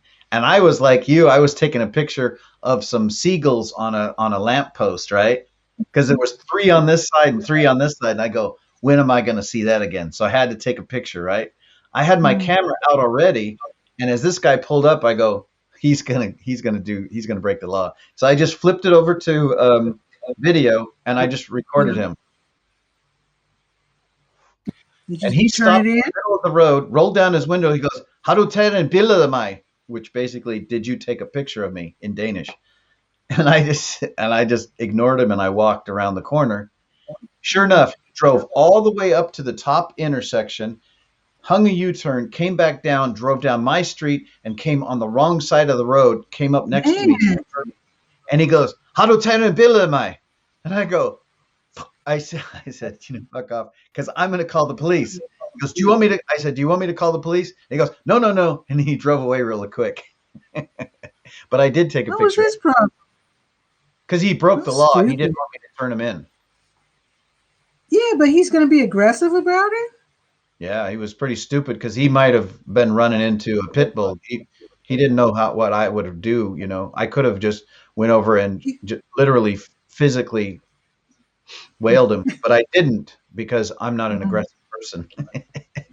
Now, I once heard a conversation on TV between a Mexican gentleman speaking English and a Brazilian gentleman speaking Portuguese. Even though languages are kind of similar, they're definitely not the same, but they were able to talk to each other. So, where you are, is it possible to carry on a conversation with someone speaking German while you're speaking Danish? No, absolutely not, because German and Danish are really, really different. I would say out of all the Scandinavian languages, Danish and Norwegian are the closest. But like you could listen to a person that's from even a different part of Denmark, and the dialect is so different that they will say "Vasero, Vasero." It just means that they don't understand. So they say, "What did you say? What did you say?" Because even a small distance, like maybe 300 or 400 maybe a couple hundred kilometers, and people have a difficult time understanding each other's dialects. And to me, it struck me because the country's so small. Why would that happen? Because United Because States is communication was not very strong. The communication was not that strong a few hundred years ago. You know, there was no communication between villages and communities. So people would develop their own dialects in these areas, different areas of Denmark. So, yeah. You don't have a connecting national television or radio? Yeah, there is. That's one of the funny things is when I went to Spro School, which is language school, I learned what's called Rigsdansk. And that's what they speak in Copenhagen, right? Okay. So I live in the southern part of Denmark, so they speak Sønderjysk, and it is such a different dialect that a lot of people, I would be sitting there and listening to them just going, I can't make heads or tails of what they're saying. Because they were speaking so fast. The dialect is so fast and so short that I would just hear, and it's like all these little grunt sounds, you know, and it's not a very pretty language. But when you hear a person that's from Copenhagen and you like watch old Danish films, then it's more clear and it's a little bit more melodic and smooth, and it's nicer to listen to. So there is a difference in the dialects.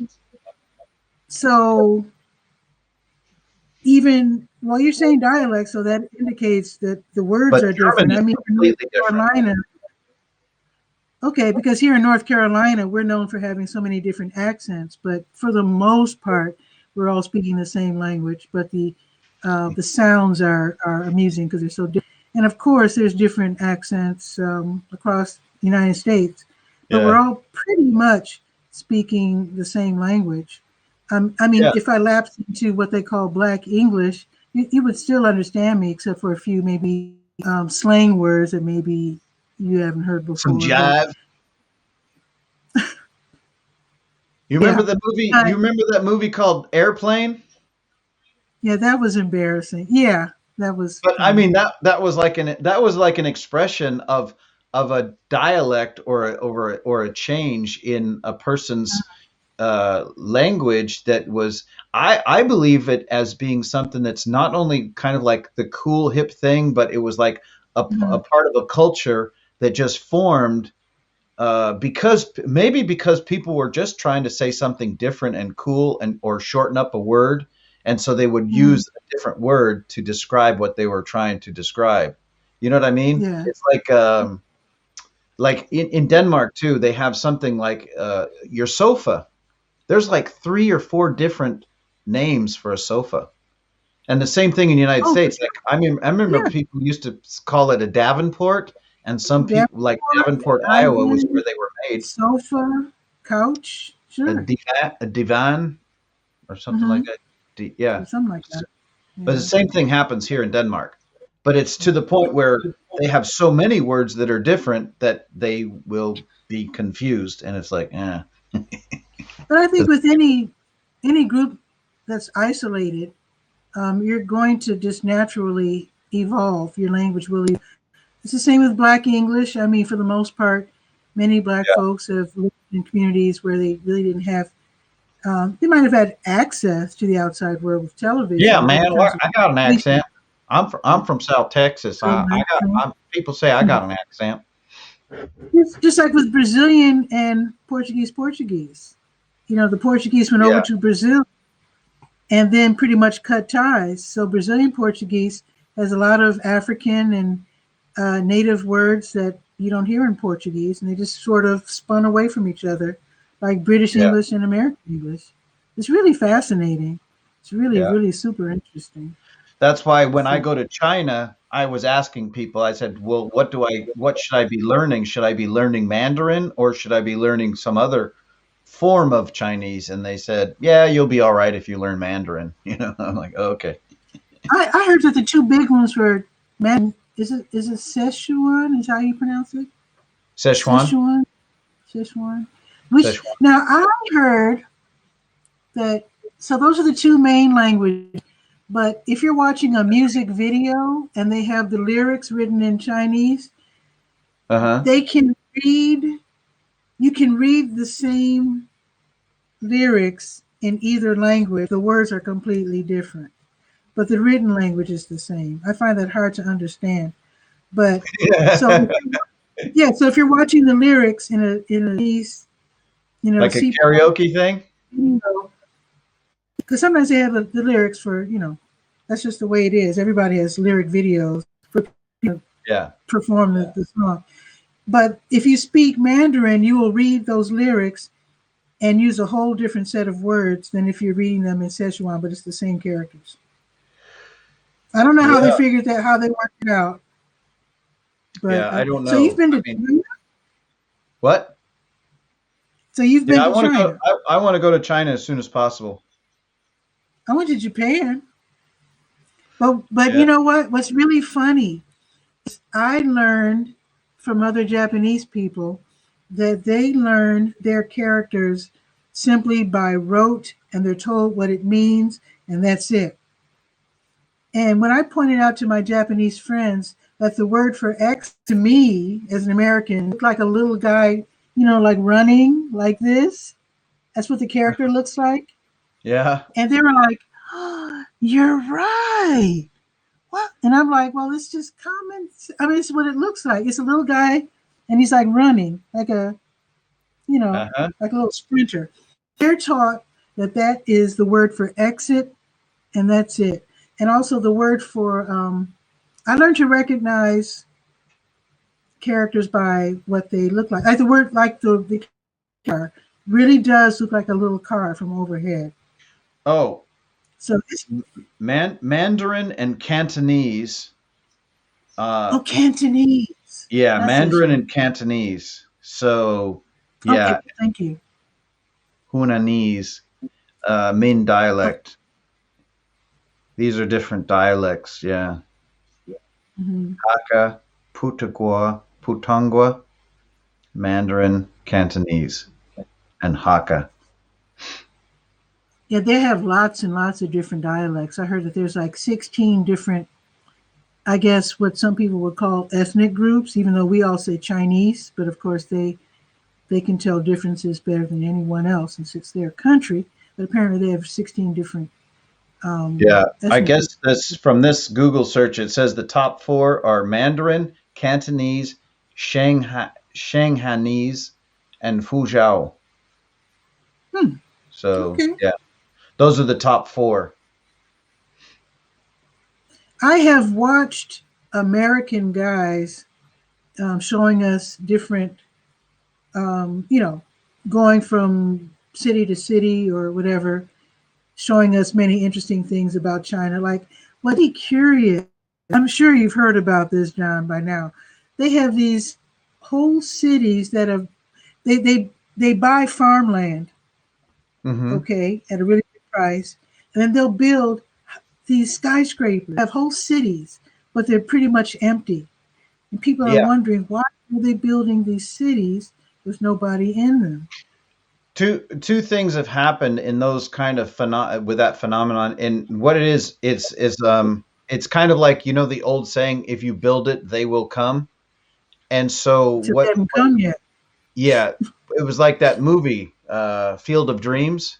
If you Yeah. build it, they will come. But it's that kind of that same attitude towards real estate, because there was so much money sloshing around in China for so many years that the developers were just thinking, well, if we build this, people want to invest in condominiums and stuff because they know that they are good long-term investments, because they know that Right. they can take that piece of real estate and the kids will have it, then they'll give it to the parents, or the parents will give it to the kids, and it just keeps going down through the generations. And Mhm. real estate for Chinese people is like people in the United States having toilets. It's like everybody has one, you know, or most everybody. Well, unless they're poor, I guess. Yeah, unless And you're. and I think now I don't know about China, but I know in Korea, if a man proposes to a woman, you do have to have your own spot, your own Well, yeah, but place. that's part of all Asian culture. They really expect you to have a house, and that's what this. You know, there's a guy doing a show. It's called Guilo 60, which Guilo means round eye, Mhm. and he's 60 years old. So that's the name of Mhm. his YouTube channel. And Mhm. anyways, he goes around with his wife, and they just go touring around parts of China, and they say, "Oh, Mhm. this is we got a new, you know, I don't know, water theme park that's opening, and we're going to go Mhm. take a tour of it, or we're going to go see how they do vegetable gardening in this part of Hunan province, you know." So they Mhm. do this really cool stuff. But the thing that I noticed about the program is he's very good at basically dispelling a lot of myths about China, like, oh, you guys don't have any birds. It's like, what? It's kind of a weird thing for somebody to say. But he gets all these Interesting. weird comments on his YouTube chat. And Mhm. he just basically, a lot of them he ignores, obviously. But sometimes he actually goes out and proves people wrong. He says it's just a really nice place to live. And they have a Mhm. lot of, he goes, it's for people saying, oh, it's a communist country, because he has a lot of freedom there, and he goes, he never has any problems with the Mhm. economics of the place. So I don't know It's what I would interesting say. how they have this how they keep track of the social points. Yeah, I saw a couple of videos on how you have to toe the line, and they pretty much. but that was Uh, that's a new development since they had mhm. facial recognition. That's something Yeah, that's it's very really new. interesting. Yeah. Yeah. Oh, the point So, that I was getting at, I think I missed it, was what he was talking about. Where we were talking about the housing thing with the houses. oh yeah, yeah. What he mentioned in one of his videos was specifically that. He says that everybody he knows, even down to the person that's collecting garbage, the local garbage man, he goes, everybody he knows owns a house in China. And so he said what he was saying is about those big buildings and stuff that are sitting empty. He says some of those were government projects that have been just abandoned. So they were spending money for a certain period of time, and then they saw that it was economically unviable to continue with the projects, so they would just stop them, and they would just put their money somewhere else. And so, yeah, he said So now the biggest project that's going on in China is the Belts and Roads project. belts and Belt, roads. Belt and Roads, yeah. Okay. They're basically trying to connect the old Silk Road. Remember the old Silk Road? Did you Mm, watch Marco Polo? I did not, Oh, okay. Well, but I know I'm familiar with the phrase. there's something called the Silk Road, and it was literally uh, the thing that was like taking all of the silks from China, and it was going through to Europe. So there was Sure, actually paths and places that people sure. travel to. And so what they're basically doing is they're going to be putting in highways and things like that for the Okay. old Silk Road. Yeah, some of the streets here in Durham, North Carolina, are old Indian paths. They're popular roads anyway, not roads, but popular paths that they decided, well, we might as well put a street here since, it seems to be a popular uh, way to get Wipe around. out the trails of the Indians. Yeah. Yeah. Yeah. The Indians used to use this was their prime hunting grounds. Well, let's put a What car the heck? park on it. Let's put a shopping mall here. Well, this was an Indian burial ground. Oh yeah, let's put McDonald's there. Well, I hope they're not that disrespectful. Oh yeah, they are. I think they've been disrespectful to the Indian population since time began. Absolutely. I know that's true for sure. Yeah. But yeah. They've killed more of them than anything. That's kind of another thing. I know that sounds like a downer, but just think about how much culture is gone because of European influence on America. It's just, Yeah. yeah. I'm just glad that so many still have outlasted, the tragedies that happened to them. Here in North Carolina, of course, there are quite a few Native Americans, Native tribes still around. And in fact, the hip thing to do in public hip meetings, well, that's word. That's a West African word that The was hip? brought over and used. No, Yeah, that was like New York No, thing to no, say, right? hip, The hip. hip is a West African word. It was originally hep, just Hep? like a jukebox. Juke is a West African word meaning goof around. So juke joint is where you go to goof off.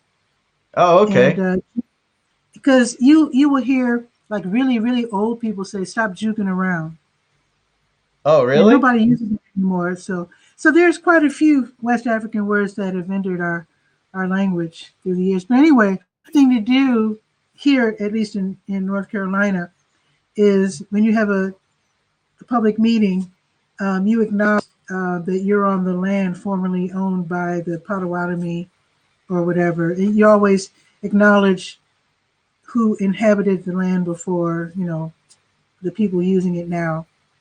I think that's a very nice thing to do. It's respectful. I mean, it's the least we could do is to at least acknowledge who used to inhabit this land. So I think it's a good way also to educate yourself on who used to live here. Yeah. So it Yeah. is almost 6 p.m. and it's probably almost what, midnight for you? Yeah, it's quarter to midnight, and you've been running for 1 hour and 45 minutes. Whoa. That's amazing. I was just going to dip in and see if anybody would join me. So I do appreciate all the eyeballs that have visited this show. I do appreciate that. I'd love to come back to Haps and check it out again. Now, for Yeah. the most part, John, do you appear on people's shows more than you start your own shows, or No. vice versa? No one ever you're the first one to invite me onto their show.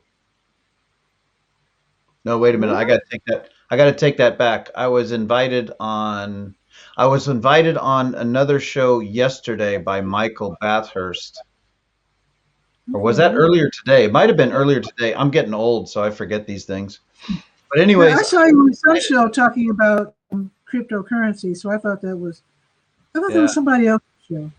Michael, he had a guest on that was talking about economics, and I feel like I had to kind of like school him on some of his ideas about cryptocurrency because there's so many really bad people out there that are spreading misinformation, and that it's really frustrating, because it's like you think of it like, there was a point in time when there was horses and buggies running around the roads, and then there was a transition into cars, automobiles.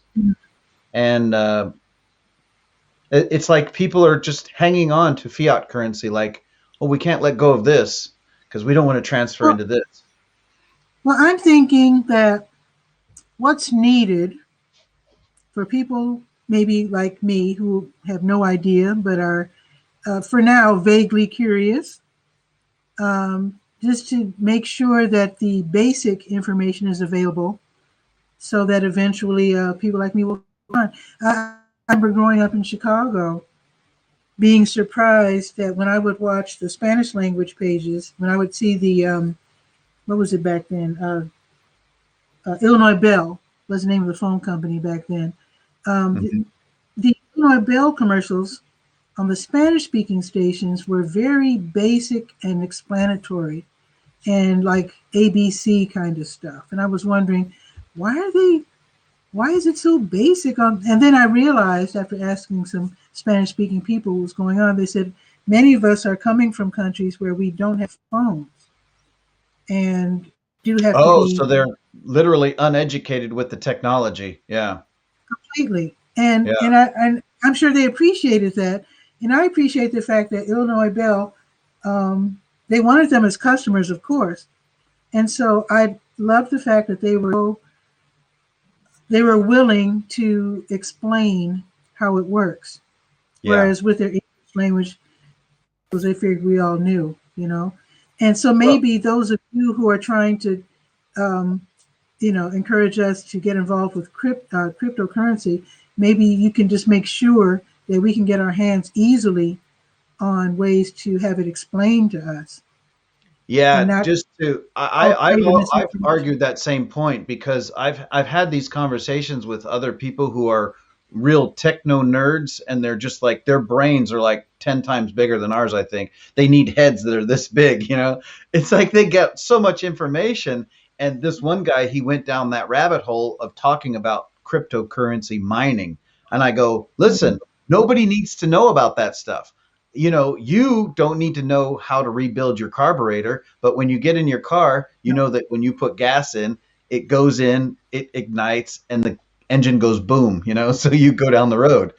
You don't need to know how that engine works. You just need to know that it's going to work, you know, when you turn the key. Exactly. The same thing with cryptocurrency. These guys are such nerds that they get all into the details. And I go, nobody wants to know that. Nobody wants to know that. When you look at your MasterCard, you don't need to know the computational power of your credit Oh, card. When you swipe it at a computer's terminal, it's like, no, I don't want to know how that works. I want to just know that it does work. And exactly. you're right. I mean, these guys are making it way too difficult. And that's one of the reasons why I liked Hex so much, because when I went over to their website, I was thinking from my point of view, because I'm not that technically, you know, inclined when it comes to these things. And I looked at it and I go, oh, I can do this. I can really do this. Well, I think if you put out a YouTube video, cryptocurrency, the Tutorial. basics, what you need to know, probably get 200 zillion kabillion views because I would know where to start. Yeah. I Yeah. would know where to start. And I think anyone who would put out a video with cryptocurrency ABCs or one, two, however you want it, that Yeah. would probably get so many views because then once you know how something works, then you're willing to get involved, Right. you know. Right. So Well, yeah, you know, the willing to Chinese people invest have or whatever. adopted it. Chinese people have adopted it like Okay. crazy. They're like they've got it all on their phones. They go shopping. They don't carry cash. They only have Mhm. apps on their phones, and that's all they use I, is I told you about that. I told you about the Canadian guy, right? He went all over China, and the hmm only place he could spend his cash was in some country town where they had a little tiny little sideway market store. That's the yeah, only place that is his cash. yeah, Hey, yeah. Fraser's here. Hey, Fraser. Hello, Donald. Fraser, Uh, hey, what's new? Not a lot, really. uh, it's been puttering around, keeping. You ready for the challenge? I've done one already. Just Oh, look at that.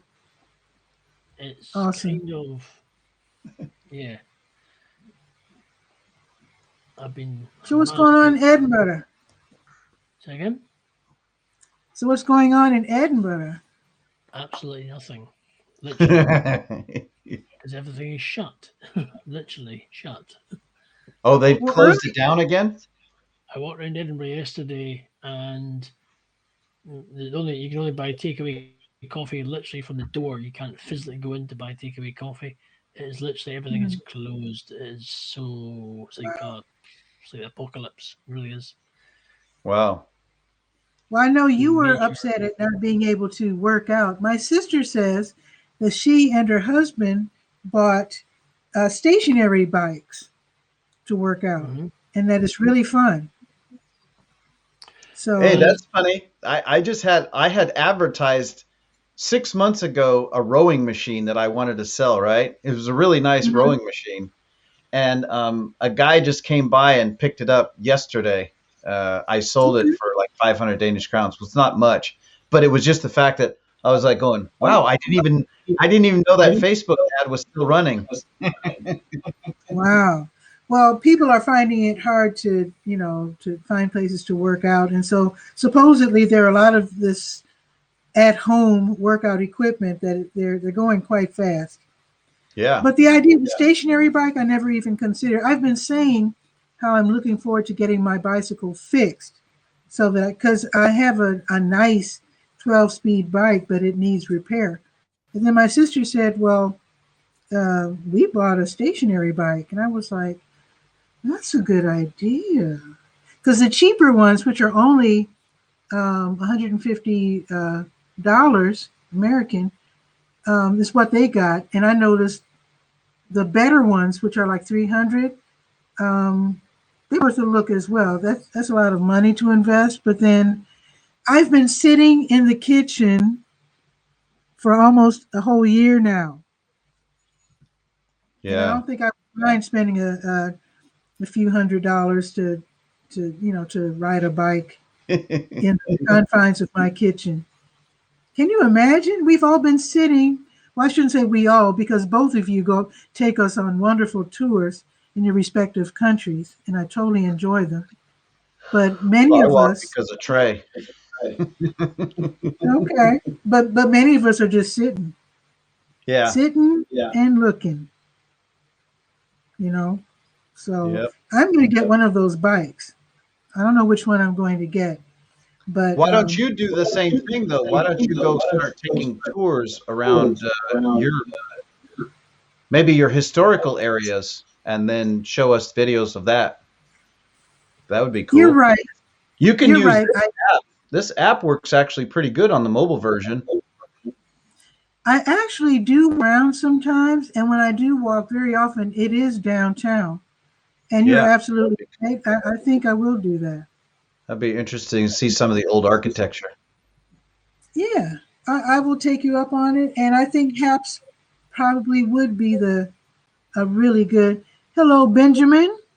Very happy to have you here. So I think You that can is a take good. the Haps step challenge. You gotta walk at least 6,000 steps a day. Oh, that's easy enough. Yeah, I know. I just did that going to the supermarket. 6,000 steps. Hmm. That's Is that only a like a lot? few blocks. It's really not that far. It seems like a Oh, lot, but it's not. okay. Okay. Normally I I think do I will do that. 13,000. Wow. Well, I'm gonna run. Somebody. Oh, okay. Well, I enjoyed your visit. That was really fun. You guys, And yeah, thank you. It was fun. so when you do your next walk, will it be on Haps or because I think I catch you on Facebook, don't I, or somewhere else? Sometimes in the morning, I'll take my mobile device and I'll just walk with my phone and talk and stuff if I have something I was going to talk about. But most of the time, I'm doing like Blab Cafe or I'm doing coffee in the morning with Don and Trey. I just do Right. those two. Yeah. Okay. Okay. But Well, I'll look forward to however you show up. yeah. Thanks a lot, John. See ya. Let's see you soon. Yeah, cheers. All righty. And Fraser, somebody was mentioning you earlier because I've been on for more than an hour now. Someone was suggesting that you give us cleaning tips every now and then. So, Okay. I could do, well, hello, it's kind of, Richard, Anthony, Sangrio. I could do. That might Depends be what you want to that learn. might be kind of helpful. I'm not sure. Yeah, I suppose it. Cleaning tips. Depends what you want to know, really. Yeah, All depends. because we've all been in our homes for about a year now, and I'm sure a lot of us need to tidy up. You know, Well, it might be best way for people to bring scenarios to me, and I can maybe try and say I can help you, give you tips to cleaning it rather than cleaning tips. yeah. Okay. So, not sure how to clean. If you're not sure how to clean something, maybe come to me and I'll maybe say you can do this, this, and this. And maybe use hmm this product, or show me what you would use, the product you think you would use on it, and I can maybe advise you whether it's the better or worse or maybe okay. hmm Yeah, when I do my I occasionally have articles in my newspaper called El Cheapo Handy Hints, some of which Yeah. are often cleaning tips, and people really do appreciate it when I give them cleaning tips. Like for example, if they got a cut and they got blood on the sleeve of their jacket or whatever, and I say if you use peroxide or something like that, that can work. You know, little tips like that. And Richard Anthony is saying, Fraser, I must say Kelly Grammer's portrayal of you was excellent. What? Kelsey Maybe Grammer's portrayal of you? I got the wrong I name, missed but um, that TV show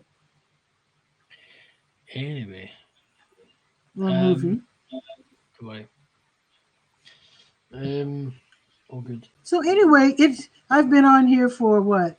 Almost 2 hours.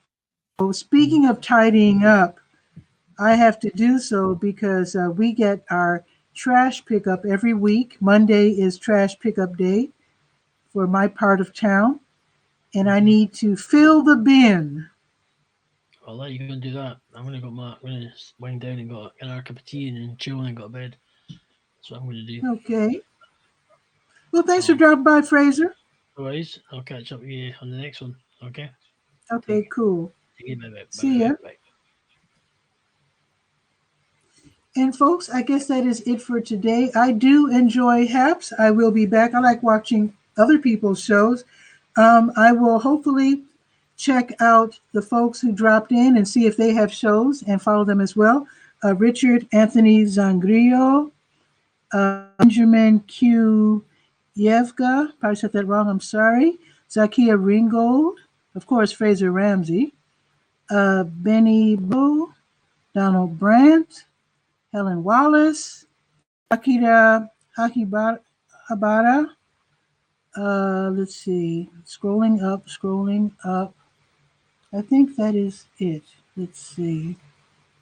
And wow, Eileen Smith, Guy R. Cook, Lindsay Badger, Peter Bittner, who's one of the co-founders of HAP, so I know about his shows, Heavenly Dew, and I think that is it. And Peter made the first comment. How nice. So I think that's it. I will see you next time. I don't know when I'll be back, but I will be back really soon. I'm going to take up Don's suggestion and walk around Durham, North Carolina and show you my town. So you have a beautiful day, and I will see you then. Ciao for now.